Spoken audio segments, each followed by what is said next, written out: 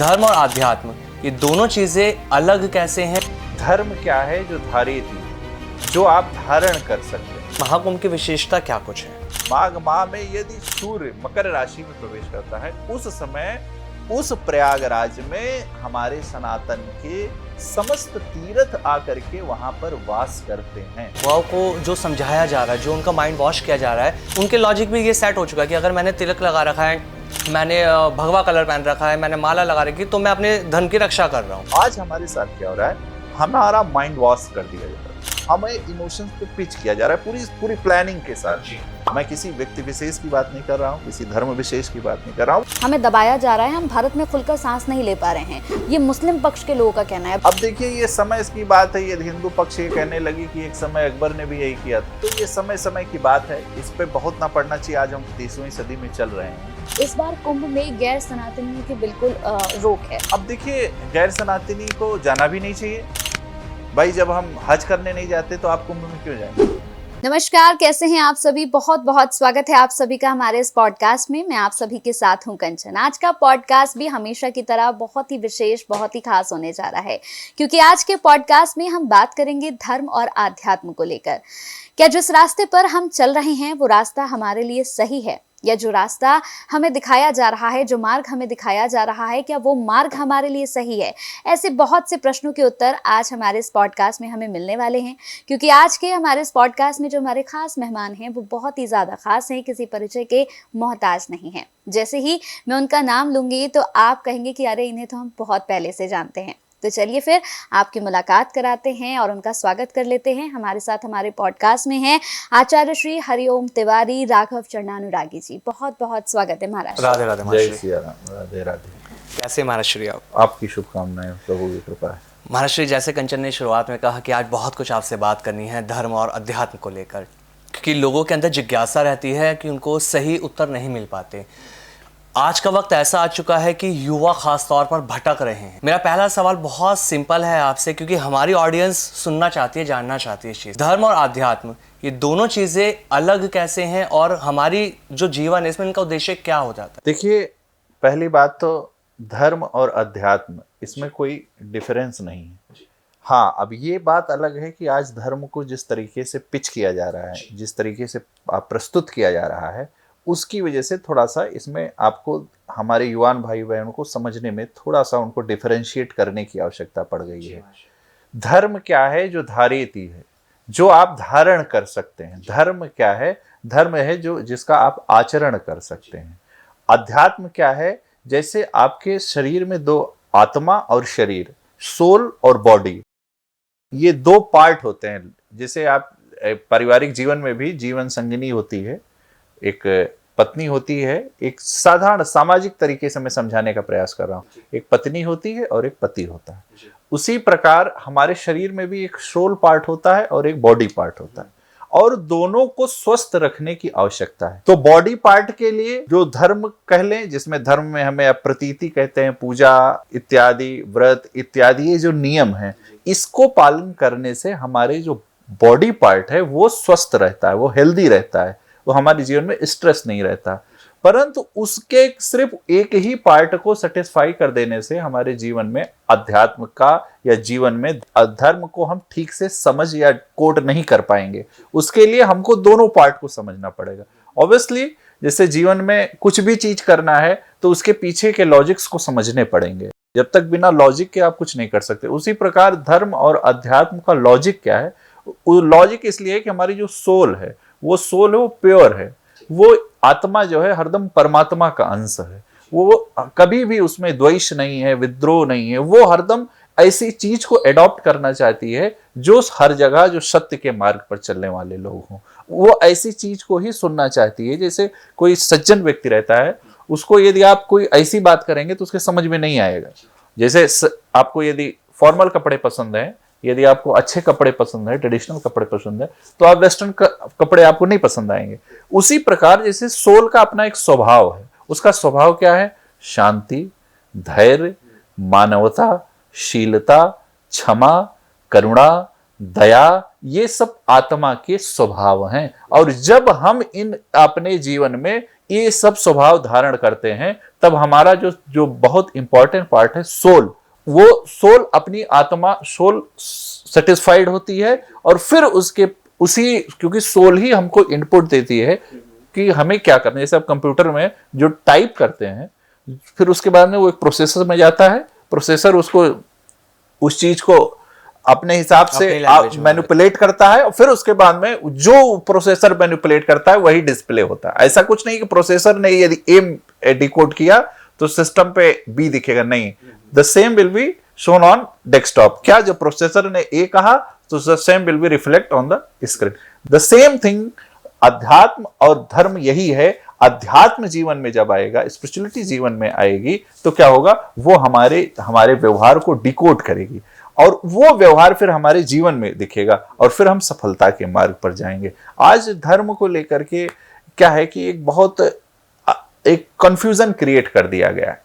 लोग कहते हैं धर्म अलग है, अध्यात्म अलग है।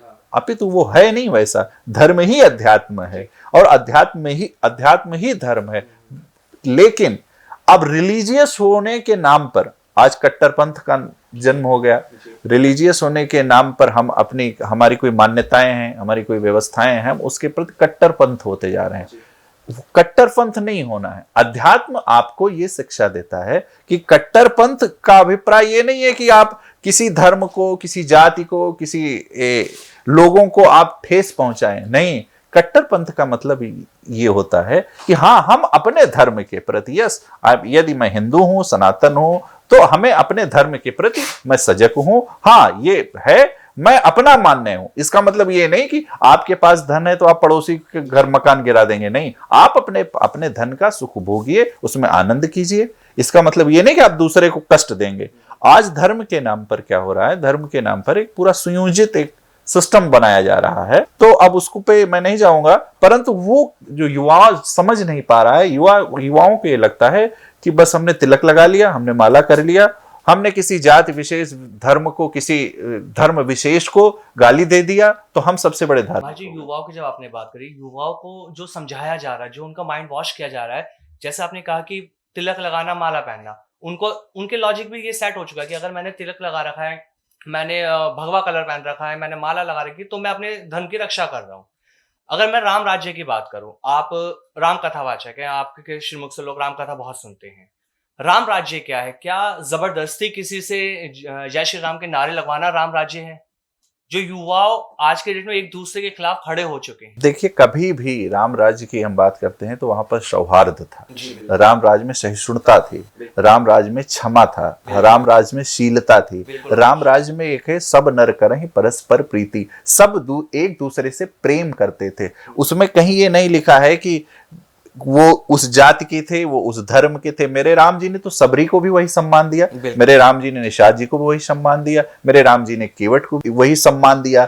चाहे वो पिछड़ा हो, अगड़ा हो, किसी भी धर्म का हो, उस धर्म से कभी भी राम राज्य कभी भी किसी धर्म विशेष को पीड़ा दे देने से नहीं, इसमें कभी विश्वास नहीं रखता था। राम राज्य क्या करता था कि राम राज्य करता था, एक न्याय व्यवस्था थी राम राज्य में। जो हमारे न्याय व्यवस्था है, चाहे न्यायपालिका का हो, चाहे धर्मगुरु हो, चाहे जो पंथ हो, चाहे जो ग्रंथ हो, उन सब का आधार बना करके, यद्यपि रामराज की बात करेंगे तो फिर उसमें चाहे भरत चरित्र की बात आए, तो एक समय ऐसा आया था कि जब वनवास हो गया प्रभु का, तो भरत जी और राम जी इतना प्रेम में विह्वल हो गए थे कि राम जी ने कहा कि क्या होता है जब आप आत्यांतिक या कभी दुख में आ जाइए, या कभी आप प्रेम बहुत किसी से कीजिए।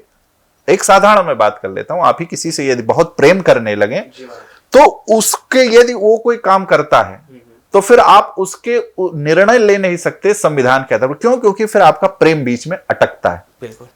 कभी भी किसी से आप प्रेम कीजिए या किसी से आप द्वेष कीजिए, और आपको यदि न्यायाधीश की कुर्सी पर बिठा दिया जाए और कहा जाए कि इसका निर्णय आप कीजिए, इसने ये कार्य किया है, इसको कैसा दंड मिलना चाहिए, उस दंड संविधान का आपको मुखिया बना दिया जाए और कहा जाए आप इसका निर्णय कीजिए कि इसने काम सही किया कि गलत किया, तो उस समय आप, क्योंकि आप यदि उससे प्रेम करते हैं, तो उस समय आप निर्णय लेने की क्षमता में नहीं रहेंगे। क्यों? क्योंकि आपका प्रेम बीच में रोड़ा बनेगा।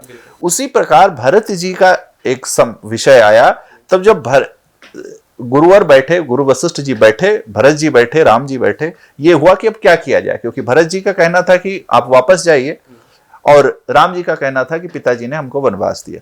अभिप्राय ये हुआ, moral of story is that, कि राम जी ने क्या कहा ये जरूरी है। राम जी ने ये कहा कि गुरुजी मैं अब प्रेम बस हो गया हूं भरत जी के, और प्रेम बस हो जाने से मैं निर्णय ले नहीं पा रहा हूं, और जब निर्णय नहीं ले पाऊंगा तो सत्य और असत्य क्या है इसका हमको ज्ञान नहीं है। आज हमारे साथ क्या हो रहा है, हमारा माइंड वॉश कर दिया जा रहा है, हमें जो हम इमोशंस हैं उनके साथ खिलवाड़ हो रहा है, हमें इमोशंस पे पिच किया जा रहा है पूरी प्लानिंग के साथ जी। मैं किसी व्यक्ति विशेष की बात नहीं कर रहा हूं, किसी धर्म विशेष की बात नहीं कर रहा हूं, वो सब धर्मों की मैं बात कर रहा हूं, मैं किसी एक धर्म की बात नहीं कर रहा हूं, वो चाहे हिंदू हो, चाहे मुस्लिम हो, चाहे सिख हो, चाहे ईसाई हो। क्या हो रहा है, एक सुयोजित तरीके से प्लानिंग की जा रही है हमारे आने वाली युवाओं को, क्योंकि आज इस देश में 70% युवा है, उनको किसी ना किसी माध्यम से आज आप जानते ही हैं सोशल मीडिया का जमाना है, और सोशल मीडिया में जो भी परोसा जा रहा है वो कहें तो अधूरा परोसा जा रहा है, जिसको आज हिंदी में कहते हैं अधकचरा ज्ञान, अधूरा परोसा जा रहा है, और उसको हम पकड़ करके हमारे सेंटिमेंट्स अटैक किया जा रहा है कि आप ये करोगे तो ये धार्मिक होगे, आप ये करोगे तो ये धार्मिक होगे, आप वो करोगे तो वो धार्मिक होगे। अपितु ये है नहीं।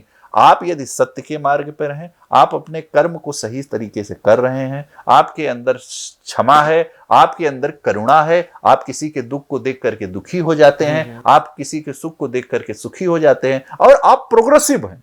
इससे क्या होता है, देखिए, यदि आप इस तरीके का पॉजिटिव अप्रोच आपके अंदर रहती है, क्योंकि हर किसी के अंदर एक नेगेटिव ऊर्जा रहती है और एक पॉजिटिव ऊर्जा रहती है, आप किस ऊर्जा को एक्सप्लोर करना चाहते हैं वो सिखाता है धर्म, वो सिखाता है अध्यात्म। वो जैसे राम राज्य की आप बात कर किए थे, राम राज्य में क्या था कि इसीलिए सब लोग एक दूसरे से जब प्रेम करते थे, क्या होता था, जैसे आप यदि मुस्लिम हैं, आप हिंदू हैं, आप सिख हैं, आप ईसाई हैं, परंतु एक प्रेम ऐसा एक संबंध है ना जो सारे संबंधों को तोड़ देता है। जहां पर लव होता है ना, अफेक्शन होता है, लव अफेक्शन का मतलब ये नहीं है, क्योंकि हर चीज की, अब यदि हमारे सनातन में कहा गया है सात्विक और तामसिक। आप म्यूजिक भी बजाते हैं, यदि सात्विक म्यूजिक आपको शांति दे देगा, लेकिन तामसिक म्यूजिक डीजे सुन करके आपकी बीपी बढ़ जाएगी, आपको हार्ट अटैक हो जाएगा। उसी प्रकार जीवन में यदि आप सात्विक प्रेम करते हैं किसी से, यदि आप तामसिक प्रेम करते हैं तो वो प्रेम नहीं रह जाएगा, वो फिर व्यसन हो जाएगा, फिर उसका कुछ और नाम हो जाएगा। और यदि आप सात्विक प्रेम करते हैं तो आपके अंदर एक ऊर्जा बनती है, क्योंकि हम जनरेशन ऑफ डेवलपमेंट है। गॉड का मतलब यही होता है आपका विकास करे, हमारे अंदर हर चीज की ऊर्जा है। जब आप जैसे इनपुट कोई चीज डालते हैं, आप यदि कोई चीज इनपुट जो डालेंगे वही निकलेगा ना। जैसे यदि आपने खेत में बीज लगाया है बबूल का, तो उसमें तो आम नहीं फूटेगा ना, वो बबूल का ही पेड़ निकलेगा। उसी प्रकार यदि हम धर्म को सही तरीके से समझ सकते हैं, यदि हम समझ पाते हैं, हम किसी से इन्फ्लुएंस नहीं हो पाते, यदि हम किसी से इन्फ्लुएंस जब होते हैं तब हम गलत मार्ग पर जाते हैं। और क्या होता है, फिर हम exact definition of spiritualism, exact definition of religion ये नहीं समझ पा रहे हैं। रीजन क्या है कि आज हम हर चीज को थोड़े में समझना चाहते हैं, जल्दी में समझना चाहते हैं, हम किसी चीज को समय नहीं देना चाहते, हम किसी चीज को अध्ययन नहीं करना चाहते हैं। और बिना अध्ययन किए तो कोई आपको बड़ा पद नहीं मिल सकता। कोई भी आईएएस बनता है तो कितनी पढ़ाई करता है, तब जाकर के वो किसी पद पर पदनिष्ठ होता है। कोई भी किसी को पद्म पुरस्कार दिया जाता है, कोई भारत रत्न दिया जाता है, तो अनेकों महापुरुषों ने कितनी तपस्या करके उस पद को पाया। आज हमारे पास समय नहीं है। युवा क्यों कंफ्यूज हो जा रहा है, क्यों? क्योंकि वो छोटी छोटी बातों में, कभी यहां से एक नॉलेज मिल गई, एक छोटा पार्ट काटा, और किसी भी चीज को, अब जैसे हमारे रामचरितमानस में एक चौपाई है, ढोल गवार शूद्र पशु नारी, उसको लेकर के इतना विवाद है। किसी भी ग्रंथ को आप पहले पूरा पढ़िए, जाकर के उसका लक्ष्य पे निशाना लगता है। अब जैसे उसमें कहा ढोल गंवार, ढोल का मतलब अभिप्राय क्या होगा, जैसे ढोल वाद्य यंत्र है। अब उसको यदि सिस्टमेटिक तरीके से नहीं सेट करेंगे तो वो उसमें जो बजना है वो उसमें राग नहीं निकलेगा, फिर वो बेराग हो जाएगा। कोई भी यंत्र हो, फिर उसको हम लोग अब तानपुरा से फिर स्केल सेट करते हैं म्यूजिक में। उसी प्रकार जैसे गंवार का अभिप्राय इलिटरेट, यदि उसको नहीं पढ़ाया जाएगा तो क्या होगा। आज हमारी स्थिति यही होती चली जा रही है। क्यों? क्योंकि हम किसी चीज को सुनना नहीं चाहते, हम किसी चीज को साधना नहीं चाहते। उसी प्रकार है, अब शूद्र का अभिप्राय जो बताया, शूद्र ये नहीं है जो जातिगत बताया, शूद्र का अभिप्राय सेवा। सेवा यदि हम सिस्टमेटिक तरीके से नहीं करेंगे, यदि सेवा है, क्योंकि सबसे कठिन धर्म है सेवा। सेवा अभिप्राय आप अपना जो कर्म कर रहे हैं वो सेवा समझ करके कीजिए। यदि युवा जॉब कर रहा है तो ये जॉब ऐसी नहीं करनी चाहिए कि सिर्फ उसको संडे याद आने। ऐसा यदि आपको सिर्फ संडे याद आ रहा है पूरे जॉब में और फिर आपको सैटरडे नहीं याद आ रहे, तो फिर आप जॉब नहीं कर रहे हैं, वो फिर आप मजदूरी कर रहे हैं। यदि आपको मजदूरी समझ करके काम करेंगे तो फिर आप मजदूर होंगे। लेकिन यदि आप जॉब को जॉब समझ करके, अपना पेशेंस समझ करके करेंगे, अपना कर्म समझ करके करेंगे, तो फिर वो जॉब नहीं रहेगी, वो आपकी पूजा हो जाएगी। फिर एक दिन वो वही जॉब, वही पूजा आपको बहुत उच्च स्तर पे लेकर जाएगी। उसी प्रकार नारी है। नारी का अभिप्राय जो घर, नारी माने लक्ष्मी होती है, नारी माने हमारा श्रृंगार होती है। किसी भी घर की जो गृहिणी होती है वो उस घर का श्रृंगार होती है। यदि उसको सही से उसका सम्मान नहीं किया जाएगा, उसको अच्छे से रखा नहीं जाएगा, तो उस घर में की शोभा कैसे अच्छी रहेगी। इसलिए इस प्रकार की बातें जो भी हैं वो पूरे आद्योपांत, जो शुरू से लेकर के उत्तरार्ध से लेकर के पहले ग्रंथों को पढ़ा जाए। आज क्या है कि हम सोशल मीडिया पे एक क्लिप देखे, बस हम उसको लेकर के पूरा हंगामा बढ़ा देते हैं। नहीं, ये तो धर्म यही है, धर्म यही है। क्या धर्म है कि बस अपना क्या करना है, अब कोई चंदन नहीं लगा रहा है उसको जबरदस्ती चंदन लगा देना है, कोई कुछ कह रहा है उसको मार देना है, कोई कुछ भी कह दे रहा है, उसको किस प्रकार से उसको बताना समझाना है वो कोई नहीं जानना चाहता। लेकिन महाराज श्री, हम आजकल एक और चीज़ देख रहे हैं कि धर्म का आजकल मजाक भी बहुत बनाया जा रहा है। हम सोशल मीडिया की अगर बात कर रहे हैं तो हम जब रील्स को स्क्रॉल करते हैं तो कई बार ऐसी रील्स आ जाती हैं जिसे देखकर हैरानगी होती है कि हमारे धर्म में ऐसी चीज़ें भी बताई जाती हैं। जैसे बहुत ही कैसी बातें, मैं आपको, कई लोग कहते हैं कि आप जो है अगर अपने पति को वश में करना चाहते हैं तो आप ये पोटली बनाकर वहाँ पर फेंक दीजिए। उसका मेन रीज़न क्या है ना कि हमने क्या कहा कि हम धर्म को समझना ही नहीं चाहते। ये धर्म कभी किसी को वश में करने के लिए, धर्म कभी चमत्कार का विषय नहीं रहा है। कभी भी राम और कृष्ण की लाइफ से आप देखेंगे, उनके जीवन में कभी चमत्कार नहीं रहा। वही क्या, उसका परिणाम भी देखिएगा। अर्जुन अकेला कितनी अक्षौणी सेना को मार दिया उन्होंने, और जो ऐसा नहीं, कर्ण इतने मजबूत थे लेकिन उनका रथ जमीन पे धंस गया। अब सोचिए, वो धर्म को यदि समझ जाते ठीक से तो रावण जो हाल रावण का हुआ वो शायद ना हुआ रहता। आज धर्म को हनुमान जी ने समझ लिया, इसलिए हनुमान जी को समुद्र में भी बैठने के लिए स्थान मिल गया। आज धर्म को हम समझना, क्योंकि हम चमत्कार में विश्वास करते हैं। राम राज्य हो, कृष्ण राज्य हो, जितने भी महापुरुष हो, उनके जीवन में कभी चमत्कार नहीं रहा हो। वो चमत्कार में कभी विश्वास नहीं करते हैं, वो पेशेंस में विश्वास करते हैं, वो धैर्य में विश्वास करते हैं, वो क्षमता में विश्वास करते हैं, वो मानवता में विश्वास रखते हैं। जब तक हमारे अंदर ये दैवीय गुण नहीं होंगे तब तक हमको धर्म के बारे में समझ में आने वाला नहीं है। आपके यदि ऐसे ही होता तो सब लोग वश में ही कर लेते। सबसे पहले भगवान को वश में करने की बात कीजिए। जिसने मनुष्य बनाया है, यदि हम भगवान को वश में कर लेंगे तो हमारे पूरा सृष्टि, पूरा वो जो सुप्रीम पावर है, यदि उसको वश में हम एक बार कर लेंगे तो पूरा ब्रह्मांड हमारे वश में हो जाएगा। और किसी को वश में करने से आपको क्या होगा, किसी को यदि आप वश में करना चाहते हैं तो क्या होगा, आपके अंदर वो निगेटिव ऊर्जा आएगी और आप शिकार हो जाओगे अवसाद के, डिप्रेशन के। यही कारण हो रहा है और इसी का फायदा उठा रहे हैं। ये जो धर्म मजाक का विषय बना है, क्यों? क्योंकि आज भाई फॉलोअर्स का समय है। आज जिसके जितने बड़े फॉलोअर्स हैं वो उतना बड़ा बाबा है। आज के समय आप कुछ भी बोल के, एक सोशल मीडिया का एक ऐसा युग आ गया है कि हमको कुछ भी बोल करके हमको बस सुपर पहुंचना है। हमको कभी ये बता देना है, कभी कुछ गा देना है, कभी कुछ टोटका बता देना है, कभी कुछ बता देना है, किसी को कुछ कर देना है, किसी को पत्नी के चुटकुले बता देने हैं, कुछ अभिप्राय। आजकल तो कुछ भी करके, एक से एक बाबा लोग हैं आजकल, कुछ भी करके उनको बस मीडिया में बने रहना। लेकिन महाराज जी, इन बाबाओं ने ही, अगर मैं बात करूं, जो श्रीमद् भागवत कथा की जब बात होती है, जब व्यासपीठ की बात, उसकी गरिमा का मजाक तो इन्होंने ही बनाना शुरू कर दिया ना, क्योंकि वहां बैठ के सिर्फ या तो बिजनेस मॉडल बना दिया या एंटरटेनमेंट का पर्पस कर दिया। 3 घंटे की कथा में कथा कम होती है, एंटरटेनमेंट ज्यादा हो रहा है। क्योंकि कथा नहीं रह गई ना, कथा व्यथा बन गई है। इसलिए क्यों? क्योंकि वो हमारे डर का व्यापार कर रहे हैं। हम इमोशनली क्या है भगवान से, हम अब क्या है, हम भगवान से प्रेम कोई करता वरता नहीं है। सच यही है। हम भगवान या ईश्वरी या अल्लाह या कुछ भी कह लीजिए आप, वो उनके पास हम जाते हैं, इबादत करने जाते हैं या प्रेयर रूम में जाते हैं या भजन करने जाते हैं, इसलिए नहीं जाते हैं कि हमारे जीवन में शांति मिले, मुझे सही दिशा मिले और मैं थोड़ा सा शांत हो जाऊं, क्योंकि जीवन के कोलाहल से आदमी जब दूर होता है तो इसको कहा गया है आश्रम। आश्रम माने जहां पर आपको आश्रय मिल जाए, आश्रय मतलब जहां पर आपको शेल्टर मिल जाए, थोड़ा मानसिक शेल्टर। शारीरिक शेल्टर के अलावा एक मानसिक शेल्टर होता है, इसीलिए आदमी थोड़ा निकल करके कभी ग्रंथों में जाता है, कथा सुनने जाता है और वहां तीर्थ जाता है, हर जगह जाता है। क्यों? क्योंकि उसको थोड़ा सा मानसिक शांति चाहिए। परंतु वहां पर भी क्या हो रहा है, वहां पर इसलिए ये सब हो रहा है, क्यों? क्योंकि हम यही सुनना चाहते हैं। हमें आज हमने शांति का मतलब, ये जो आपने कहा ना कि शांति का मतलब ये होता है कि हम जाते हैं कि ये आदमी हमारे वश में कैसे हो जाए, हमें धन कैसे प्राप्त हो जाए, हमें कर्ज कैसे मुक्त हो जाए, इन सब के लिए हम जाते हैं और यही सब हमको सुनने को मिलता है, तो हमको उसी सब का आनंद आता है। और उसके बाद में वही लोग 2-4-6 महीने बाद जब सफल नहीं होते तो वही लोग जो आपने कहा धर्म का मीम बना करके, हंसी का रूप बना करके आके उसका प्रसार करते हैं और फिर वही लोग सब हंसी का पात्र बनाते हैं। जो तिलक कोई धारी जाता है तो फिर अरे ये तो बाबा हैं, इसलिए हैं। क्यों? क्योंकि आप ये नहीं सोचे कि आप किस लिए वहां, आपका क्या पर्पस था।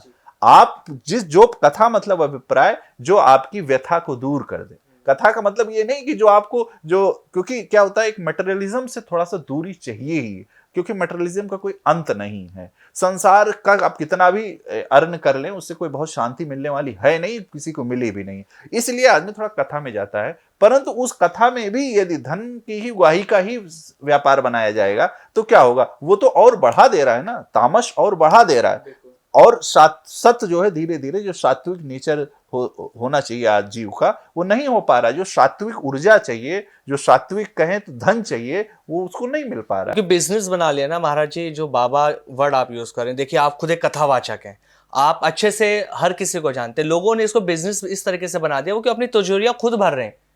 आम पब्लिक किस लिए पैसा दे रही है? उन्हें लगता है कि हम भगवान के नाम पे पैसा दे रहे हैं, हम जो चंदा दे रहे हैं भगवान के लिए दे रहे हैं ताकि वो अच्छे कार्य लगे। लेकिन वो अच्छे कार्य की जगह लंबी लंबी गाड़ियों से बाबा घूम रहे, चार्टर्ड प्लान से आना जाना होता है उन लोगों का, और कथाओं में करोड़ों रुपए पंडाल में खर्च होते हैं। तो ये कितना जरूरी है एक कथावाचक के लिए? देखिए, एक कथावाचक के लिए जो आपने कहा, ऐसा नहीं है कि यदि आप किस धन देते हैं तो उसकी व्यवस्था लगती है, परंतु उसकी भी सीमा निश्चित होनी चाहिए। यदि आप, ऐसा नहीं है, राम राज्य में भी कथाएं होती थी और कृष्ण जी में भगवान के समय भी कथाएं होती थी, रामायण जी ये और भागवत जी ये सब कथा का ही रूप है, ये कथा का ही प्रसाद है। परंतु क्या होता है, जो पांडाल की बात है, हाँ लगता है, खर्चे लगते ही आज के समय में, क्योंकि लोगों के खर्चे होते ही हैं। कि वो एक व्यवस्था बनाई जाती है कि भाई सब लोगों को एक व्यवस्था बनाई जाए कि सब लोग आइए कथा श्रवण कीजिए, उसके लिए प्रचार माध्यम होता है, इत्यादि बहुत सारे माध्यम होते हैं। ये भी डिमांड होती है ना महाराजों की कि हमारी कथा का बजट जो है 5 करोड़ जाएगा, 4 करोड़ जाएगा, 8 करोड़ जाएगा। अब देखिए उसमें क्या होता है, उसके दो परसेप्शन है। एक पहला परसेप्शन तो ये है कि हाँ खर्चे तो लगते ही हैं, कोई भी आदमी है, इतना इतना अरेंजमेंट होगा, नॉलेज इतना शेयर होगा, खर्चे लगते हैं। हाँ, परंतु ये जो फीस के नाम पे लोग ये बात कर रहे हैं वो गलत है। और एक निश्चित किया जाए कि भाई ये इतनी फीस है, उस हिसाब से उसका एक, क्योंकि क्या होता है ना, आजकल हमारे जो पूज्य शंकराचार्य जी हैं, जो धर्म के सम्राट हैं, उनकी बात ही नहीं सुनी जा रही। जैसे एक व्यवस्था बनाई जाती है, मैं बार बार कहता हूं, जैसे अदालत में एक व्यवस्था बनाई जाती है कि वकील कुछ कहते हैं, फिर उनके ऊपर एक न्यायाधीश होते हैं। उसी प्रकार हमारे जो पूज्य शंकराचार्य जी हैं वो हमारे सनातन धर्म के न्यायाधीश हैं। उनकी बात ना मान करके आज क्या हो रहा है कि जो जैसा कथावाचक का जैसा जिसका, क्योंकि कथावाचक अब आजकल कथावाचक नहीं रह गए, वो तो पार्टियों के एजेंट हो गए। हर पार्टी का एजेंडा जब कथा वाचक बताएगा तो उसका यही हाल होगा। क्योंकि धर्म में राजनीति अच्छी नहीं है, राजनीति में धर्म अच्छा है। क्योंकि कभी भी राम राज्य में भी धर्म के आधार पर ही विस्तार होता था। ये जो संसाधन है, जो हमारे जितने संसाधन है, जितने नियम है, कानून है, ये सब धर्म के आधार पर यदि इनका वितरण होगा तब सब लोग सुखी होंगे। परंतु क्या हो रहा है, आज कथाओं के नाम पर ये जो व्यापार चल रहा है, इसको चलाने वाले भी हम ही आप हैं। उसको क्यों? क्योंकि वो हम जो चीज चाहिए वो चीज हमें चाहिए नहीं। इतनी व्यवस्था होने के बाद भी हम कहते हैं इतना पैसा ले लो, कोई बात नहीं। इतनी व्यवस्था होने के बाद भी यदि कथा पांडाल में 3 घंटे कथा ना हो रही हो तो तो यज्ञ ना हो रहा हो तो फिर क्या फायदा।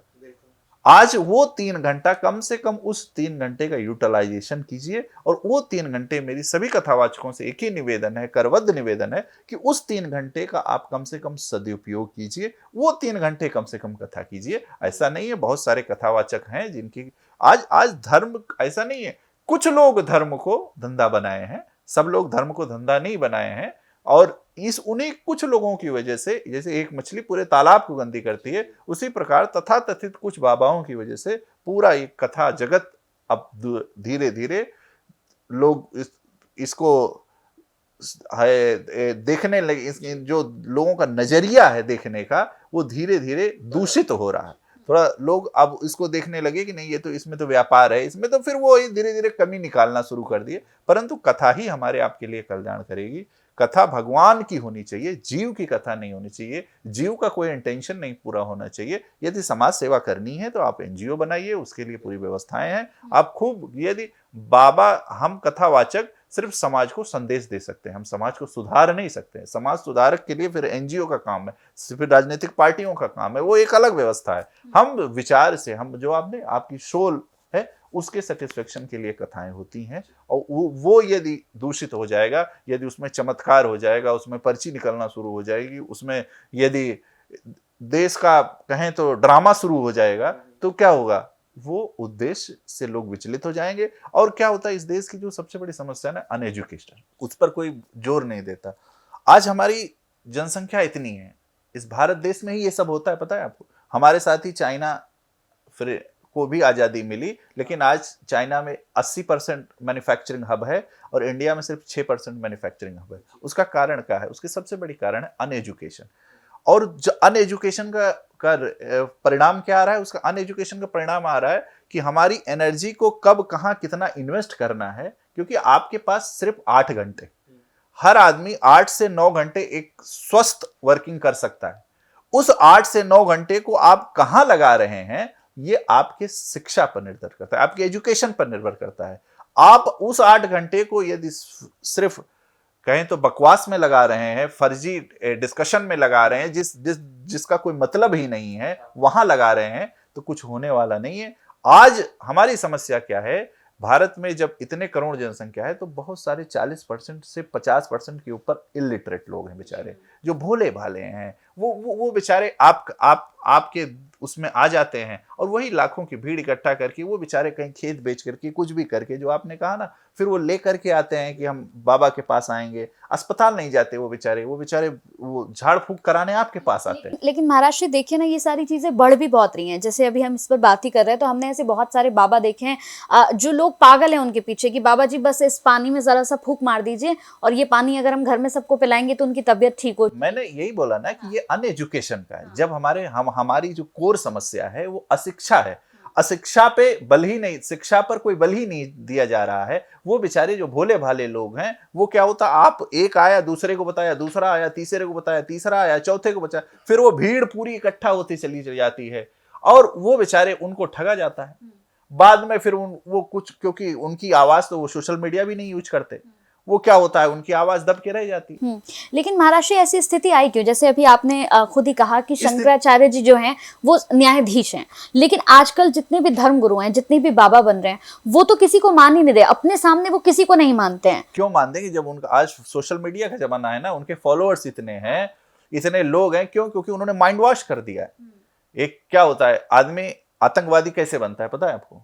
आतंकवादी इसीलिए बनता है क्योंकि उसका माइंड वॉश कर दिया जाता है। फिर उसको धर्म के नाम पर, किसी भी नाम पर उसको इतना माइंड वॉश कर दिया जाता है कि फिर उसके अंदर रिवेंज लेने का, बस उसको मारना है बस। उसी तरीके से आपको भी धर्म का डर दिखा करके आपको एक माइंड वॉश कर दिया जा रहा है कि यदि आप हमारे पास नहीं आएंगे, यदि आप हमारी बात को नहीं मानेंगे, और हमारे पास ही सारा सोल्यूशन है। और वो बेचारे पैसे होते नहीं, पैसे का अभाव, गरीबी इतना है भारत देश में कि इलाज कराने के पैसे नहीं है, इसीलिए वो कोई अल्टरनेट साधन ढूंढते हैं। जब आप डिप्रेशन में चले जाते हो, जब आपके पास कोई चारा नहीं बचता, तो फिर आपका उसी का वे लोग फायदा उठाते हैं, आपकी उसी एनर्जी का ये लोग फायदा उठाते हैं। परंतु हम कहते हैं वो लोग, वृद्ध लोग नहीं कर सकते, परंतु जो उनके बच्चे हैं उनको थोड़ा समझना चाहिए। वो इसलिए नहीं समझना चाहते क्योंकि वो भी, उनकी भी एजुकेशन की यही हाल है। और आजकल जो देख रहे हैं वो सोशल मीडिया पे जो लोग कुछ बोलना चाहते हैं आप उनका विरोध करते हैं। आप कम से कम, मेरा बार बार मैं कहता हूं, आप रामायण, गीता जी, कुरान, जो भी आपकी धर्म ग्रंथ हैं उनको उठा करके थोड़ा पढ़ लीजिए। हाँ, मैं मानता हूं गाइडेंस की जरूरत है, गुरु की आवश्यकता है, गुरु बिन भवनि तरहि न कोई, गुरु की आवश्यकता है, परंतु वो गुरु आपको अच्छा गाइडेंस दे रहा है कि नहीं, उसके भी थोड़ा सा, क्योंकि समय काल परिस्थिति के हिसाब से परिवर्तन होता है। ठंडी में स्वेटर क्यों पहना जाता है? क्योंकि ठंडी हो रही है इसलिए स्वेटर पहना जा रहा है। ये अब जिद कर लोगे कि नहीं मैं स्वेटर नहीं पहनूंगा तो काम नहीं चलेगा। उसी प्रकार ये कलयुग है। यहाँ पर मेरे गोस्वामी जी ने तो कलयुग का बहुत प्रचार किया। उन्होंने कहा कि यहाँ पर इसी प्रकार के लोगों की पूजा होगी, जो लंपट होंगे, जो तिलक लगाएंगे, झूठ बोलेंगे, उन्हीं की पूजा होगी। परंतु इस समय क्या है, ये कलयुग चल रहा है। आपको सही, यदि आप सच्चा, यदि कोई मार्गदर्शन दे सकता है, आप पहले उन ग्रंथों को पढ़िए, फिर उसके बाद में आकलन कीजिए कि इसके राह पर कौन है। ऐसा नहीं, सारे कथावाचकों को आप ऐसा नहीं कह सकते। बहुत सारे ऐसे कथावाचक हैं, चाहे डोंगरे बप्पा जी हो, जितने जितने एक एक नाम लेंगे तो बहुत टाइम लगेगा। ऐसे कथावाचक भी हैं जो आज भी सही मार्गदर्शन दे रहे हैं। पूज्य मुरारी बापू जी, बहुत ऐसे, जगत गुरु स्वामी रामभद्राचार्य जी महाराज, और नाम लेते जाएंगे तो वो होगा। बहुत सारे ऐसे कथावाचक हैं जो आज आपको अच्छी सही दिशा दे रहे हैं। वो क्या कह रहे हैं उसके समझने के लिए, जैसे आप लोग कहते हैं कि फिर तो ग्रंथ पढ़ लेंगे तो गुरु को आवश्यकता क्या है? भाई, जब आप एग्जाम देने जाते हो तो आप पहले टेक्स्ट बुक पढ़ते हो, तब आपके क्वेश्चन बनेंगे ना। आप टेक्स्ट बुक देख करके आपके क्वेश्चन नहीं बन सकते ना। हम आप डिस्कशन कर रहे हैं तब क्वेश्चन निकलेंगे ना आपके। हम बैठेंगे एक दूसरे को देखते रहेंगे तो फिर क्या होगा, हम या तो हमारी एनर्जी आप पर प्रबल हो जाएगी, या आपकी एनर्जी हम पर प्रबल हो जाएगी, या हम आपसे आपकी बातों पर मैनिपुलेट हो जाएंगे, या आप मेरी बात को एक्सेप्ट कर लेंगे। तो इसलिए जो है, किसकी बात को एक्सेप्ट करना है, कौन सही है कौन गलत है, इसके लिए भाई थोड़ा पढ़ लो। थोड़ा अब सुबह यदि 10 मिनट भी, 15 मिनट भी, एक पन्ना, 2 पन्ना, 2 पेज डेली गीता जी के, तो है ही कितना। यदि आप रामचरितमानस के 4-5 पेज पढ़ लेते हैं एक दिन में, तो मुझे लगता है 6 महीने में पूरी रामचरितमानस अर्थ सहित कंप्लीट हो जाएगी। फिर आपके उसमें से क्वेश्चन निकलेंगे कि हाँ, ये क्यों हुआ, ऐसा क्यों हुआ, राम राज्य में क्या था, आज के राज्य में क्या है, तभी तो आपके क्वेश्चन निकलेंगे। महाराज श्री, मेरा एक सवाल आपसे यह है कि आरएसएस प्रमुख मोहन भागवत जी जो अपने बयानों को लेकर ना खासतौर पर चर्चा में रहते हैं। अभी हाल ही में उन्होंने एक बयान दिया था कि हर मस्जिद को मंदिर बताना ठीक नहीं है। जो लोग राम राज्य के बाद जो राम मंदिर आया था उसके बाद से उन्हें लग रहा था कि हम अगर ऐसी चीज़ें बोलेंगे तो हम हिंदू के नेता बन जाएंगे, ये उनका बयान था। जिसके बाद जो कुंभ के अंदर जो संत आ रहे हैं उनका विरोध कर रहे हैं, ये कितना सही, आप सहमत हैं इनकी बात से? देखिए, आपके 2 प्रश्न है। जो मोहन भागवत जी की बात है, अब देखिए, जो राम मंदिर है वो हिंदू धर्म की संस्कृति का प्रतीक था, हिंदू धर्म की मानवता का प्रतीक था, हिंदू धर्म के इतिहास का प्रतीक था। ये हमारी सांस्कृतिक धरोहर थी और जो हमारी पहचान थी वो हमको प्राप्त हो गई। उसके लिए जो आपने बताया, उसमें बहुत सारे संस्थान ने सहयोग किया, आरएसएस भी, और सारे अभिप्राय सबकी जन भावना थी। सनातन सारे हिंदू संस्कृति की जन भावना उससे जुड़ी हुई थी और सबके सम्मान का प्रतीक था वो, सबकी आस्था का प्रतीक था, सबकी श्रद्धा का प्रतीक था, सबके विश्वास का प्रतीक था राम मंदिर। वो राम मंदिर बनकर खड़ा हो गया। मोहन भागवत जी ने कहा, हाँ, ये बात सच है कि यदि आप हर जगह ये करोगे तो, क्योंकि यदि आप करेंगे बात, तो भाई ये जो भारत भूमि है ये सनातन की भूमि है। ये यहाँ के प्रत्येक कण सनातन का है। जो इस्लाम है वो 1600 साल पुराना है लगभग। उसके पूर्व में भी सनातन संस्कृत थी। अभिप्राय तब उस समय, जैसे हमारे राम राज्य में कोई धर्म था ही नहीं, वहां पर एक ही धर्म था, उसका नाम था मानवता। 4 वर्ण कहा गया, वर्ण व्यवस्था थी। उस वर्ण व्यवस्था में जो जैसा कर्म करता था, ये जो अच्छा काम करता था वो अभिप्राय, अच्छा मतलब जो कथा या इत्यादि उपदेशक था उसकी भूमिका ब्राह्मण के रूप में थी, जो रक्षक के रूप में थे वो क्षत्रिय थे, जो व्यापार उधर अभिप्राय किसी को रोजगार देने के लिए थे तो वो वैश्य थे, और जो पूरी व्यवस्था देखते थे वो शूद्र थे। तो वो वर्ण व्यवस्था थी कर्म के अनुसार। और वो वर्ण व्यवस्था का वर्णन किया गोस्वामी जी ने कि 4 वर्ण अभिप्राय एक साथ बैठ करके सब भोजन करते थे, एक साथ बैठकर सब स्नान करते थे, एक साथ सब लोग रहते थे। कि ऐसा कोई भी काम नहीं करना चाहिए जिससे सौहार्दता खराब हो हमारे समाज में, जहां से द्वेष प्रकट हो, विद्रोह प्रकट हो। क्योंकि यदि आप ऐसे करेंगे तो मोहन भागवत जी ने जो कहा वो कहीं ना कहीं हद तक सही भी है कि फिर ऐसे फिर द्वेष बढ़ता चला जाएगा। आज मुस्लिम की बात करते हैं तो हमें लगता है 40% के आसपास मुस्लिम आबादी है, तो 60% और 40% के बीच में यदि आप द्वेष प्रकट करेंगे तो उसमें क्या होगा? उसमें यह होगा कि जो बेचारा, जो गरीब है, जो मिडिल क्लास फैमिली में है, वो सफर करेगा। क्योंकि बड़े लोगों को कभी कुछ नहीं होता है, वो कुछ भी कर ले उनका कुछ नहीं होने वाला। इस प्रकार यदि ऐसा कोई, यदि हमारी जो सांस्कृतिक ऐतिहासिक धरोहर है वो हमको मिलनी ही चाहिए। उसके अलावा यदि इस प्रकार यदि हम खोजेंगे, जो मस्जिद है, वहां पर जो मस्जिद है उस पे, जहां पे हम यदि अभी हाल संभल की बात कर लें तो वहां पर हरिहर मंदिर था। वो जो हमारे जो जितने भी पुराण कह लें या जितने भी पौराणिक ग्रंथ कह लें या पौराणिक जो भी हमारे साक्ष्य थे, उन साक्ष्यों में ये पाया गया कि यहाँ पर ये मंदिर था। अब उसके लिए न्यायालय है, फिर न्यायालय के पास जाना चाहिए। हमारे यहाँ भाई न्यायपालिका की एक व्यवस्था है, फिर उन न्यायपालिका में साक्ष्य प्रस्तुत करने चाहिए कि ये ऐसे यहाँ पर था। दोनों पक्षों को सुनना चाहिए, दोनों पक्षों की श्रद्धा का सम्मान करना चाहिए, दोनों पक्षों के विश्वास का सम्मान करना चाहिए, दोनों पक्षों को अपनी बात रखने की स्वतंत्रता देनी चाहिए। फिर उसके बाद में उसके आधार पर, साक्ष्यों के आधार पर जो प्रमाण निकले उसका निर्णय न्यायाधीश करता है। उसमें हम आपके कहने से कुछ नहीं हो सकता, हमें आपके उकसाने से कुछ नहीं हो सकता। हाँ, ये इस बीच कुछ चला होगा तभी भागवत जी, क्योंकि इतने बड़े संघ प्रमुख हैं, और तो उनके इंटेलेक्चुअल को क्वेश्चन करना मेरे हिसाब से ये उनकी गरिमा का अपमान होगा। तो यदि उन्होंने कुछ कहा होगा तो बहुत सोच समझ के उस पर कहा होगा कि इस प्रकार से यदि हम करते रहेंगे तो जो सौहार्द है वो बिगड़ेगा समाज में जो प्रेम है, जो एकजुटता है वो बिगड़ेगी और समाज अनियंत्रित होगा। लेकिन महाराष्ट्र मुस्लिम पक्ष जो है उनका ये कहना है साफ तौर पर कि जिस तरह से जगह जगह पर जो हिंदू धर्म के लोग हैं वो मंदिर ढूंढ रहे हैं मस्जिदों के अंदर, वो हमें दबा रहे हैं, हमें दबाया जा रहा है, हम भारत में खुलकर सांस नहीं ले पा रहे हैं। ये मुस्लिम पक्ष के लोगों का कहना है। अभी असदुद्दीन ओवैसी की ओर से भी एक बयान आया। अब देखिए, ये समय की बात है, ये हिंदू पक्ष ये कहने लगी कि एक समय अकबर ने भी यही किया था, तो ये समय की बात है, इस पे बहुत ना पढ़ना चाहिए। आज हम 30वीं सदी में चल रहे हैं, यदि हम इसी समय पढ़े रहेंगे तो हमें लगता है कि हम और पीछे चले जाएंगे।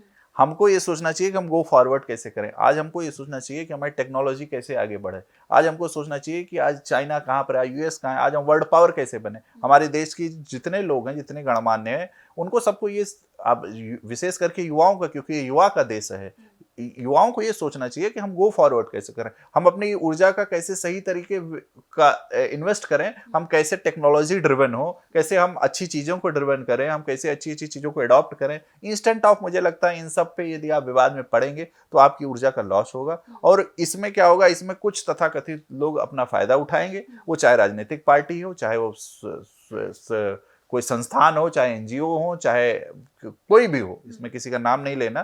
परंतु मुझे लगता है मेरा अपना व्यक्तिगत मानना है कि इन सब विवादों के ऊपर उठ करके आपको थोड़ा सा डेवलपमेंट के बारे में सोचना। बिल्कुल, लेकिन महाराष्ट्र हम देखते हैं कि मानसिकता तो अभी भी लोगों को बहुत ज्यादा बदलने की जरूरत है, क्योंकि ये तो हम खुद अपनी आंखों से ही देखते हैं कि अगर वर्ल्ड कप का मैच हो रहा है और उसमें अगर ऐसा होता है कि पाकिस्तान हार गई है और वो हमारी इंडिया जैसे जीत गई है, तो हम ये छोटे से बचपन से ही देखते आ रहे हैं कि वो ढोल नगाड़े लेकर जो है, जहाँ मुस्लिमों की गली मोहल्ले होते थे वहां पहुंच जाते थे और वहां जाकर जयकारे शुरू हो जाते थे और वो वहां पे जाकर शोर मचाना शुरू कर देते।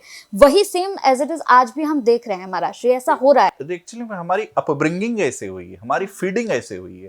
जैसे आपके घर का जो संस्कार होगा ना, वही बच्चा करेगा। उसी प्रकार से हमारी जो अपब्रिंगिंग हुई है वो उसी तरीके से हुई है कि हमको एक जहर बोया गया है, और वो अब क्या है क्या नहीं उसमें मुझे नहीं जाना चाहिए। हाँ, यदि पाकिस्तान हार रहा है तो भारत को गर्व होना ही चाहिए, बिकॉज हाँ ठीक है, हम हिंदुस्तानी हैं। और ये कि मुस्लिम्स हिंदुस्तानी नहीं, यदि कुछ लोगों की यदि नहीं मानते हैं तो मुझे लगता है कि उनको इस चीज पे सोचना चाहिए कि हम यदि हिंदुस्तान में हैं तो हम एक हिंदुस्तानी हैं। पहले हम सब एक नेशनल सिटीजन है, फिर जातिवाद, धर्मवाद, क्षेत्रवाद, संप्रदायवाद, इसके सबके तो अलग की बात है। पहले सबसे बड़ी बात तो ये धर्म की, अध्यात्म की हम चर्चा करें तो उसमें तो सबसे पहले बात राम राज्य में ये था कि आप सबसे पहले मानव हैं, परहित सरस धर्म नहीं भाई। आप एक मानव है और आपका सबसे बड़ा धर्म है कि आपके किसी भी प्रयास से आपको प्रयास करना चाहिए, किसी भी व्यवहार से किसी को ठेस ना पहुंचे, किसी को दर्द ना पहुंचे, कोई दुखी ना हो। सबसे पहला तो अध्यात्म यही है, सबसे पहला धर्म यही है। और यदि आपके किसी व्यवहार से किसी को ठेस पहुंच रहा है, पूर्व में भी यदि ठेस पहुंचा है तो वो भी गलत था, आज भी यदि पहुंच रहा है तो वो भी गलत है। परंतु यदि हम इसी गलत को ही कैरी ऑन करते रहेंगे तो हमारे जो बच्चे हैं वो क्या सीखेंगे? हमको आपको इनको उसके ओवरकम लाना चाहिए, विशेष करके युवाओं को आगे आना चाहिए इस चीज को कि अब जो हुआ उसको यहीं पे वो एंड करते हैं। क्योंकि यदि आप आओगे तो फिर 10 साल बाद, क्योंकि समय बदलता है हरदम, फिर वो आएंगे, फिर वो भी यही करेंगे, हम आएंगे, हम भी यही करेंगे, तो हम में उनमें अंतर क्या रहेगा? बिल्कुल भाई, सनातन का अभिप्राय है वसुधैव कुटुंबकम। सनातन की जो परिभाषा है वो ये कहता है कि सब लोग हमारे परिवार हैं, कोई एक ऐसा नहीं है कि जो हमारा परिवार का हिस्सा नहीं। तो परिवार में यदि हमारे बुजुर्गों ने कुछ, बाबा दादा ने कोई गलती किया है तो हमारा क्या मानना है? हम उस गलती को कैरी ऑन करते रहें क्या? हम विद्रोह बढ़ाते रहें क्या? हमारा ये मानना है कि उस पर हमको बात करनी चाहिए। और ये दोनों पक्षों को, ये नहीं कि हम सनातन को भी, हिंदू को भी और मुस्लिम पक्ष को भी, दोनों के युवाओं को, विशेष करके यूथ को समझना पड़ेगा कि हमको कैसे कैरी ऑन करना है। इन सब चीजों से आप अपना इबादत कीजिए। यदि हम 40% की है, आप 60% हम हैं, तो इसका मतलब ये नहीं, हाँ यदि आप हिंदू राष्ट्र भी बना देते तो हिंदू राष्ट्र का मतलब ये थोड़ी ना हो गया कि नहीं हम सबको मार देंगे। नहीं, हिंदू राष्ट्र में तो मानवता की बात है भाई। सनातन तो मानवता की बात करता है ना, समय समभाव की बात करता है, समय सौहार्दपूर्ण डायलॉग की बात करता है। इसीलिए यदि हम हैं ऐसा, यदि ऐसी कोई व्यवस्था थी, है या रहेगी, तो इस प्रकार हमको आपको सोचना पड़ेगा। हमें आपको, क्योंकि आज भी रामायण और गीता जी कभी ये नहीं कहती कि आप डिस्प्यूट का हिस्सा बनो, कभी भी ये कहती है मेरे कृष्ण जी इतना प्रयास किए कि महाभारत ना हो। हर बार कहे इतना प्रयास किए, सुई के नोक के जैसा 5 गांव तो दे दो, और तो नहीं सुई के नोक जैसा दे दो। कितना प्रयास किए लेकिन नहीं माना। क्यों नहीं माना? क्यों? क्योंकि जब आपका अभिमान बढ़ जाता है, क्या करता है, जब आप सिर्फ सेल्फिश हो जाते हैं तो फिर क्या होता है, आप निर्णय नहीं ले पाते। फिर आप, वही हुआ दुर्योधन के साथ, वही हुआ कि नहीं अब तो मैं युद्ध से ही लूंगा। युद्ध से लूंगा तो किससे लोगे?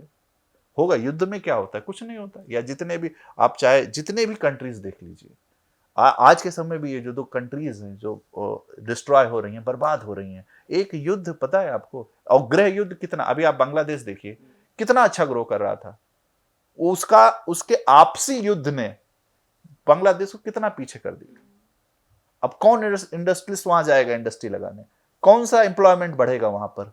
कौन से टेक्नोलॉजी, एलन मस्क जैसे लोग जाएंगे वहां पर? टेस्ला आएगी कभी? अबे मतलब मैंने एक नाम ले लिया, ये नाम नहीं लेना चाहिए, मतलब कोई भी कंपनी, कॉर्पोरेट वहां पर इन्वेस्ट करने नहीं जाएगा। यदि आप हमारा ऐसा रहेगा, आज हमारे यूपी की हम बात करें तो आज हमारे मुख्यमंत्री जी योगी जी कितना कॉर्पोरेट्स को लेकर के कितना एग्रेसिव हैं, लोगों को इनवाइट कर रहे हैं, काम कर रहे हैं। ऐसा फेयर कानून, इतना कानून व्यवस्था जो यूपी खराब थी उसके ऊपर इतना वो काम कर रहे हैं। क्यों? क्योंकि जब फेयर में रहोगे तो काम नहीं कर पाओगे। इसीलिए हमको लगता है कि अब पुरानी चीजों को भुला करके जो भागवत जी का बयान है, मैं अपने व्यक्तिगत से कहता हूँ ये स्वागत योग्य बयान है। मैं आखिर में आपसे महाकुंभ के बारे में कुछ चीज़ें जानना चाहता हूँ। एक तो सबसे पहले आप बताइए महाकुंभ की विशेषता क्या कुछ है? देखिए, महाकुंभ के लिए जो हमारा महाकुंभ है उसमें जब हमारा माघ मकर गति रव जब हुई, जब माघ आप जानते हैं माघ माह आने वाला है, माघ माह में यदि सूर्य मकर राशि में प्रवेश करता है, उस समय उस प्रयागराज में हमारे सनातन के समस्त तीर्थ आकर के वहां पर वास करते हैं। वहां स्नान कर लेने मात्र से आपको किसी भी तीर्थ में स्नान करने की आवश्यकता नहीं होती है।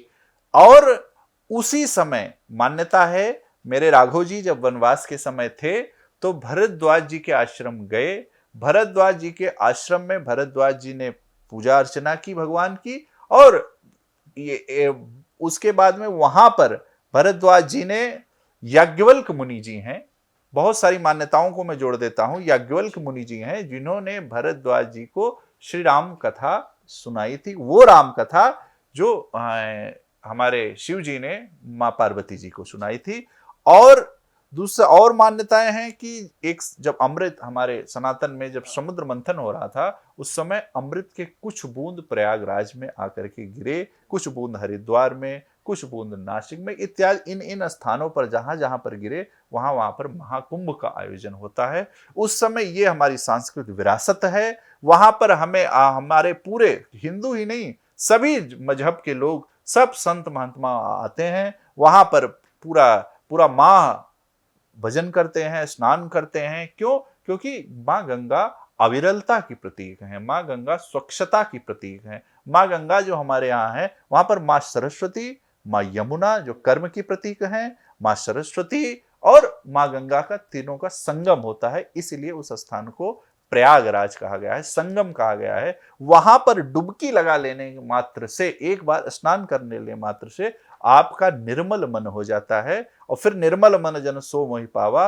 निर्मल तन के साथ निर्मल मन हो जाता है। और जब एक बार आपका निर्मल मन हो जाता है तो फिर आपको कुछ प्राप्त करने के लिए रहता नहीं है। फिर आपको फिर जित देखूं तित श्याम में है, फिर जहां आप देखेंगे उसमें आप अपने को, अब भगवान को देखेंगे। इसीलिए वहां पर कुंभ में आने मात्र से, स्नान कर लेने मात्र से आपको समस्त पुण्यों का फल प्राप्त हो जाता है। ऐसी हमारी संस्कृत, हमारे सनातन संस्कृत की मान्यता है। ये हमारी पहचान है, ये हमारा अभिमान है, ये हमारा ऐश्वर्य है, ये हमारा सम्मान है। सारे संत महात्मा आते हैं वहां पर। राम कथा, फिर कथा में जाएंगे तो बहुत समय है। वहां पर होता क्या है ये मैं बता दूं। कुंभ में लोग आते हैं, स्नान करते हैं, अलग अलग पंडाल के साथ में लोग साधना करते हैं, बहुत सारे कथाएं चलती हैं, बहुत सारे कथा प्रवाह होता है, सत्संग होती है, विवेचना होता है, चिंतन होता है, मनन होता है। और फिर वहां से एक हमारे कहें तो एक अमृत कुंभ, विचारों का अमृत कुंभ निकल करके फिर वितरित किया जाता है सब समाज को। एक और प्रश्न है मेरा महाराष्ट्री। इस बार कुंभ में गैर सनातनियों की बिल्कुल रोक है, मतलब गैर सनातनी जो लोग हैं वो कुंभ में नहीं जा सकते हैं। इसे देखने का आपका नजरिया क्या है? अब देखिए, गैर सनातनी को जाना भी नहीं चाहिए भाई। जब हम हज करने नहीं जाते तो आप कुंभ में क्यों जाएंगे?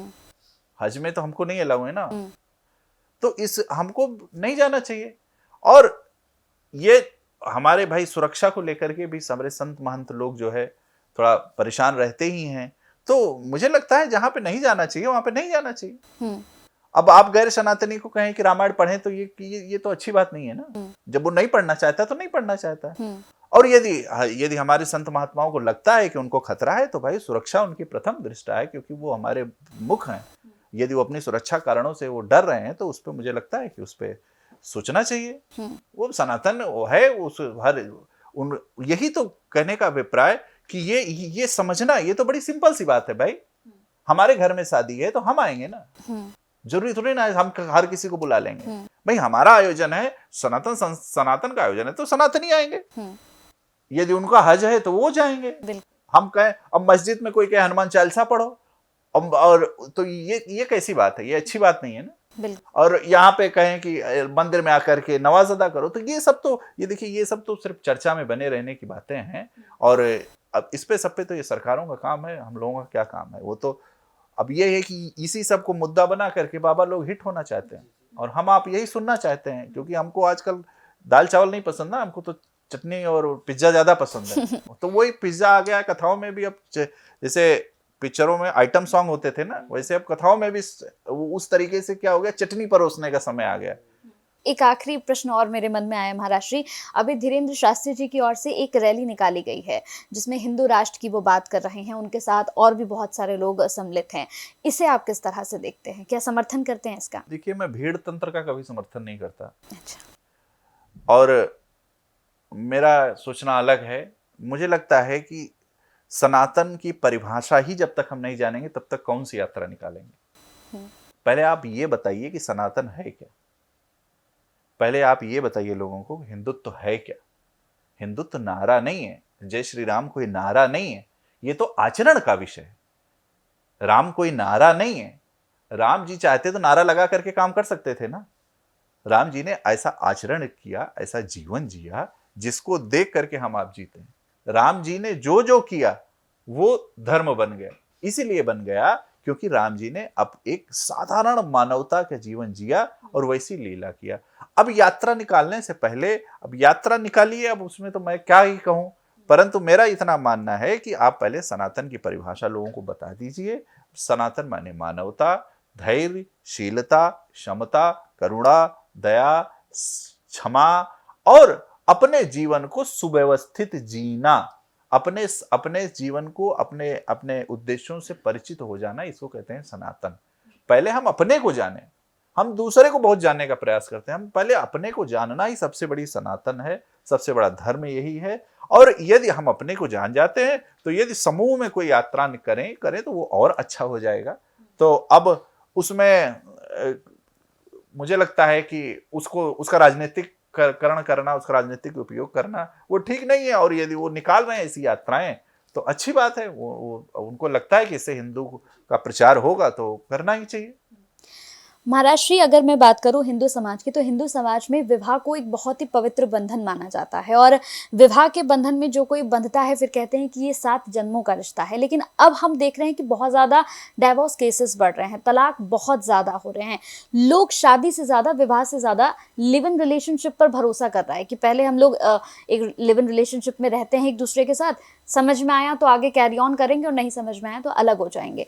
इस पर आपके विचार? देखिए, ऐसा है, विवाह ये कोई हमारे यहाँ, हमारे सनातन संस्कृति में ये कोई रीति नहीं है, ये तो हमारा धर्म है। इसीलिए हमारे यहाँ पत्नी को पत्नी नहीं कहा जाता है, ये तो अब शब्द चल गया है। हमारे यहाँ अर्धांगिनी कहा जाता है। अर्धांगिनी अभिप्राय पति का आधा अंग होती है पत्नी।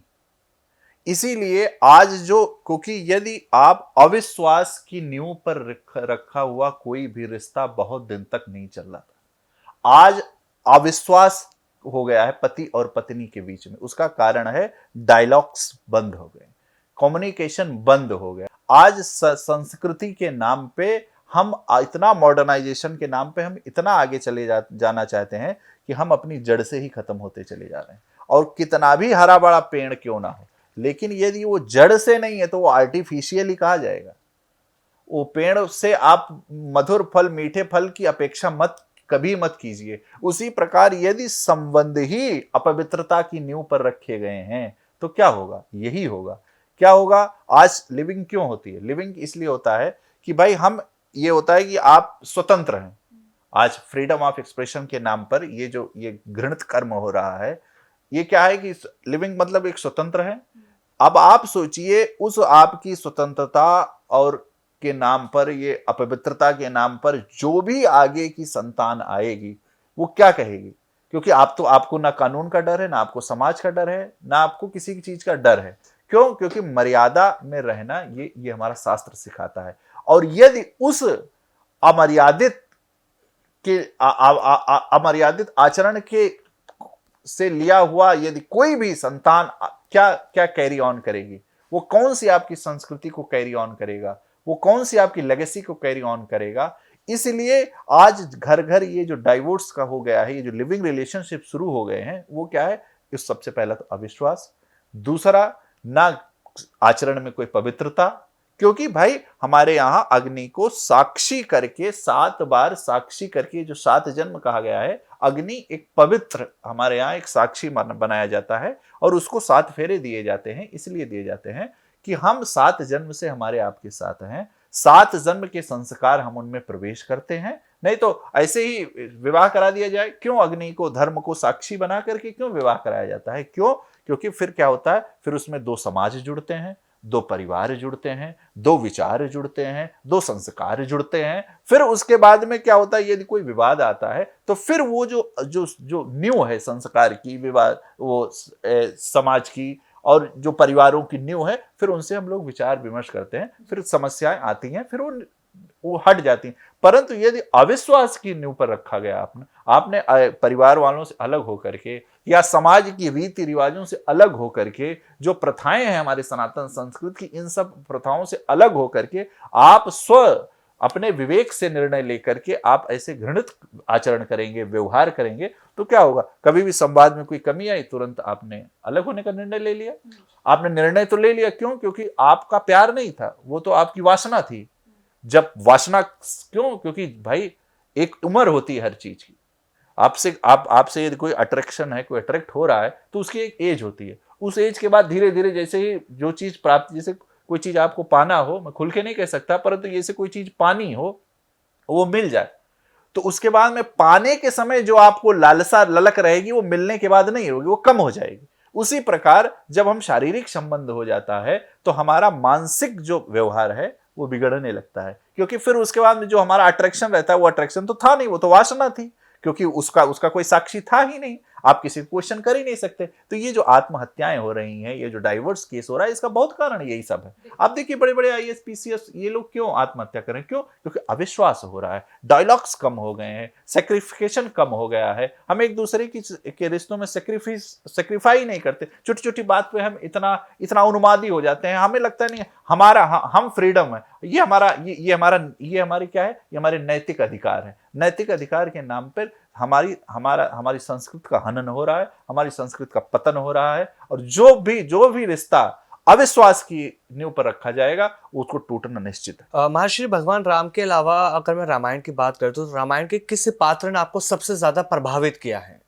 देखिए, रामायण के तो प्रत्येक पात्र की अपनी अपनी विशेषता है। रामायण स्वयं में पूर्ण है, राम स्वयं में पूर्ण है, इसीलिए राम और कृष्ण को पूर्ण ब्रह्म कहा गया। और जितने अवतार हैं 24 अवतार और सब अंशा अवतार हैं, राम और कृष्ण पूर्ण अवतार हैं। इसलिए राम, हाँ, उस समय राम राज्य की यदि बात करते हैं तो दो ऐसे पात्र थे, वो श्री हनुमान जी और श्री भरत जी।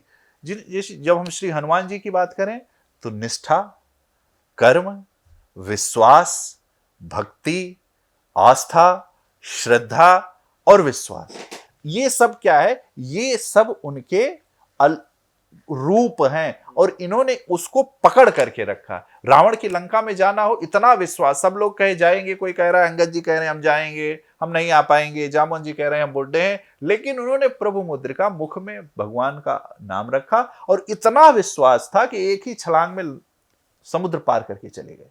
अब विवेक का देखिए, सुरसा से भिड़े कैसे, सुरसा बढ़ रही है, हनुमान जी बढ़ रहे हैं, परंतु जब देखा कि हर जगह बढ़ने से ही नहीं काम होता, क्यों, कभी ऊपर जाना बहुत आसान है, परंतु ऊपर जा करके नीचे होना, विनम्र होना, ये बहुत कठिन काम। वो हमको सिखाता है वो स्वभाव। कितना विनम्र हो गए हनुमान जी, चुपचाप बाहर आ गए। ये क्या है, हनुमान जी का सिखाता है। कोई भी प्रेम हो, हनुमान जी तो इतना प्रेम करते थे। एक बार माँ अपने प्रभु से इतना प्रेम और विश्वास था कि एक बार मेरी माँ श्रृंगार कर रही थी, तो हमारे सनातन संस्कृत में माताएं सिंदूर लगाती हैं। अब तो ये सब खत्म ही हो गया, क्यों, क्योंकि अब ये सब तो पुराने जमाने की बातें हो गई। ये सब विश्वास के प्रतीक हुआ करते थे। तो एक बार जब हनुमान जी ने पूछा माँ से, माँ ये आप क्या लगाती हैं, तो माँ ने कहा, ये पुत्र ये सिंदूर है। कही क्यों लगाती हैं माँ, तो कही पुत्र इससे मेरे राम जी और तुम्हारे पिताजी, क्योंकि माता और पुत्र का संबंध था हनुमान जी और माता का, हमारे राम जी और तुम्हारे पिताजी बहुत प्रसन्न होते हैं। अरे तो कहा अच्छा। और उतने में कोई आया और उसने कहा माँ सीता जी से कि प्रभु बुला रहे हैं आपको दरबार में। माँ चली गई दरबार में। मेरे प्रभु हनुमान जी महाराज, मेरे गुरुदेव, देखे कि मेरी माँ ने इतना सिंदूर लगाया तो वो इतने प्रसन्न हो गए, राम जी इतना प्रसन्न होते, तो उन्होंने सिंदूरदानी होती है हमारे यहाँ, तो सिंदूरदानी से सिंदूर निकाला। वो महारानी है, इतनी बड़ी तो सिंदूरदानी होगी नहीं, बड़ी सी होगी, स्वर्ण जड़ित तो होगी, उसको निकाला और उसको पूरे शरीर में लगा लिया। और जैसे ही दरबार में गए तो सब लोग, अरे हनुमान जी को क्या हो गया, सब लोग हंसने लगे। मेरे राम जी भी मुस्कुरा दिए। जैसे मेरे राम जी मुस्कुराए, मेरे हनुमान जी इतना प्रसन्न हो गए। इसीलिए कहा, लाल देह लाली लसे अरुधर लाल लंगूर, वज्र देह दानव दलन, जय जय जय कपिशूर। इतना प्रसन्न हो गए कि निर्भर प्रेम, फिर नाचने लगे हनुमान जी कि मेरे राम जी प्रसन्न हो गए। इसीलिए ये क्या, विश्वास। जब भी जीवन में जो भी कुछ प्राप्त करना है, जब विश्वास, इसीलिए तो कहा है संकट कटे मिटे सब पीरा। इसलिए कटे क्योंकि जब जीवन में विश्वास नहीं रहेगा तो श्रद्धा जन्म नहीं लेगी। और यदि पति पत्नी में श्रद्धा नहीं है, आपको अपने पिता माता में श्रद्धा नहीं है, किसी भी धर्म संप्रदाय के हों, तो श्रद्धा नहीं है तो आपको कुछ होने हवाने वाला है नहीं। तो फिर आपको विश्वास नहीं होगा, क्योंकि बिनु विश्वास होए नहीं प्रीति, और बिना विश्वास के प्रीति प्रेम होता नहीं है। और इसी कारण हनुमान जी इसी के प्रतीक हैं, विश्वास के, श्रद्धा के, निष्ठा के। और दूसरे हैं भरत जी। भरत जी त्याग के, त्याग यदि कोई हो, आज भाई भाई में क्यों कोर्ट में हम मिलते हैं भाइयों से, कितनी ये हमारे समाज को सोचनीय की बात है। जिसके घर में रामचरितमानस हो, जिसके घर में गीता हो, उसका अपने भाई से ही संबंध अच्छे ना हो, तो मैं कहता हूं क्यों ये रखे हो, क्या काम है ऐसी गीता का, ऐसी भागवत का, ऐसी रामायण का। भरत त्याग के प्रतीक है। भरत दया के प्रतीक हैं। इसीलिए भरत को राम जी ने क्यों, क्योंकि भरण पोषण के लिए ही उनका जन्म हुआ है। भरत जी को ही 14 वर्ष भरत जी को बोला कि जाकर के आप राज्य चलाओ। त्याग, अभिप्राय ये नहीं कि भाई से सिर्फ प्रेम किया जाए, भाई से प्रॉपर्टी का बंटवारा ना किया जाए। भाई इसको ठीक है, आपकी जो व्यवस्था है, यदि आप सहमत हैं तो यदि परिवार बड़ा हो रहा है तो आप अपने अपने सहमति के अनुसार जो किया जाए, सहमति से, डायलॉग से किया जाए। राम जी भी जब भरत जी ने कहा कि प्रभु चलना है तो कहा प्रभु चल नहीं सकते भैया, हम लोग सूक्ष्म बता दें कि हम चल नहीं सकते, पिताजी का वचन है, रघुकुल रीति सदा चली आई, प्राण जाए पर वचन न जाए। तो कहे क्या उपाय है? तो कहे उपाय ये है कि आप मेरी पादुका लेकर के जाओ। और वो पादुका ही, वो उस समय भगवान पादुका नहीं थी, वो स्वयं भगवान पादुका के रूप में अवतरित हो गए और भरत जी को निर्देश दे रहे थे और भरत जी ने पूरा राज्य चला। तो इसीलिए त्याग की, प्रेम की मूर्ति की हैं भरत भैया, और निष्ठा और विश्वास और श्रद्धा की मूर्ति है मेरे हनुमान जी महाराज। इत्यादि तो रामायण, तो फिर रामायण है, फिर तो राम कथा फिर गाते रहेंगे तो गाते ही रहेंगे। बिल्कुल महाराज श्री, बहुत अच्छा लगा आपसे मिलकर, आपसे बात करके, और आपके विचारों को जानकर तो और भी बहुत अच्छा लगा। बहुत बहुत धन्यवाद आपका। जय श्री राम।